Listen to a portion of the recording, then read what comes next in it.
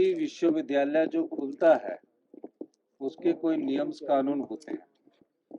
आपने ठीक है कि चुनावों से 6 महीने पहले जयराम ठाकुर जी ने सरदार पटेल मंडी यूनिवर्सिटी खोली, और खोली कहाँ? कॉलेज में, और उसके साथ कॉलेज को एफिलिएट कर दिया। जिस तरह स्कूल खोले ना, उसमें टीचर नहीं है, बच्चे नहीं है, उसी तरह इन्होंने यूनिवर्सिटी भी खोल दी। अब यूनिवर्सिटी में जितने बच्चों के पेपर होने हैं उसका इंफ्रास्ट्रक्चर नहीं है, क्वालिटी एजुकेशन की तरफ बैठने की व्यवस्था नहीं है। आप मुझे यूनिवर्सिटी का कोई ढांचा तो बता दीजिए कहाँ उनकी बिल्डिंग बनी है। मंडी यूनिवर्सिटी से मंडी के कॉलेज को उन्हीं में एफिलिएट किया गया है, और जो कॉलेज हमने वहाँ से निकाले हैं कि उनके एग्जामिनेशन सेंटर कैसे होने चाहिए, उस दृष्टिकोण से किया है। कोई यूनिवर्सिटी बंद नहीं कर रहे हम पहले उसका इंफ्रास्ट्रक्चर में सुधार करेंगे, और इंफ्रास्ट्रक्चर में सुधार करने के बाद हम जो पाएंगे कि क्या इस यूनिवर्सिटी में क्या क्या कोर्सेज शुरू किए जाते हैं वो डिसाइड करेंगे। कॉलेज ही है वो, यूनिवर्सिटी नहीं है। अभी उसको नाम दे दिया क्योंकि चुनाव लड़ना चाहते थे और चुनाव में फ़ायदा उठाना चाहते थे। हम जो भी काम कर रहे हैं, हम ये देख के काम नहीं कर रहे कि हमने चुनावों में लड़ना चुनाव लड़ना है। हमने आपका अगर राहत पहुंचाई है तो ये देख कर राहत पहुंचाइए कि आम आदमी के घर तक हमारी सरकार पहुंचे, हर गरीब के दरवाजे तक हमारे मंत्रिमंडल के सदस्य जा रहे हैं, रोज रिव्यू मीटिंग ले रहे हैं। ये सरकार की कर्तव्य निष्ठा को दर्शाता है। और जहाँ तक मंडी यूनिवर्सिटी की बात है, मंडी यूनिवर्सिटी को कोई बंद करने का राजनीतिक लाभ उठाना चाहते हैं। लोकसभा चुनाव आ रहे हैं तो तरह तरह के शगुफे छोड़ेंगे और अपना ध्यान वो पत्रकारिता के माध्यम से अपनी ओर आकर्षित करवाना चाहते हैं। यही उनका मुख्य ध्येय है। मैं तो देवी देवताओं भगवान से प्रार्थना करता हूँ कि उन्हें सद्बुद्धि दे। 9 महीने तक अभी तक भी आगे के कदम नहीं, बंद करने का काम चला हुआ है।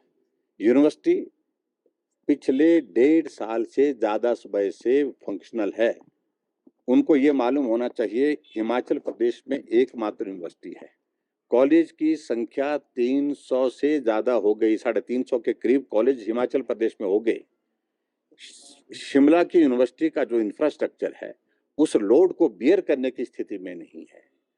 और ये भी मैं कहना चाहता हूँ, मंडी कॉलेज नहीं है, क्लस्टर यूनिवर्सिटी ऑलरेडी थी, और क्लस्टर यूनिवर्सिटी का 25 करोड़ रुपए का भवन का मैंने अपने हाथों से उद्घाटन करके वहां पर यूनिवर्सिटी की क्लासेस शुरू की।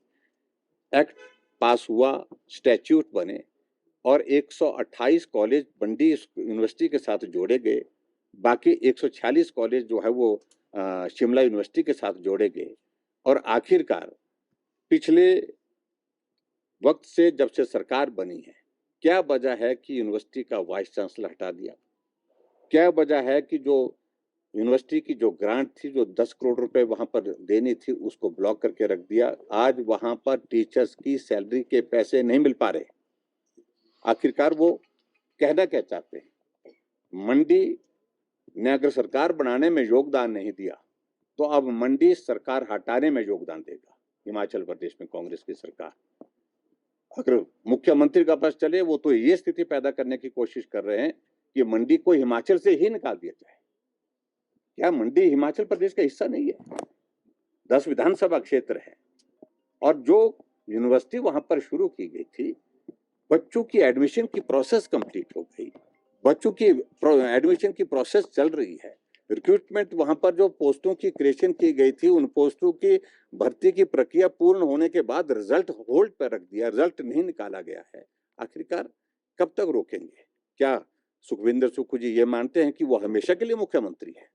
ये दौर आता जाता रहेगा, लेकिन ये बंद करने की परंपरा दुर्भाग्यपूर्ण है और बहुत गलत सोच के साथ है। उनको इस काम को बंद करना चाहिए। और मैं समझता हूं कि बद्दुआएं बहुत बुरी चीज होती है। लोग आज बद्दुआएं दे रहे हैं कि ये भी बंद कर दिया, ये भी छीन लिया, ये भी छीन लिया, ये भी छीन लिया। ये छीनने का काम बंद करिए। हमसे जुड़े रहने के लिए हमारे YouTube चैनल को सब्सक्राइब करें और नई वीडियो की नोटिफिकेशन के लिए बेल आइकॉन को दबाएं।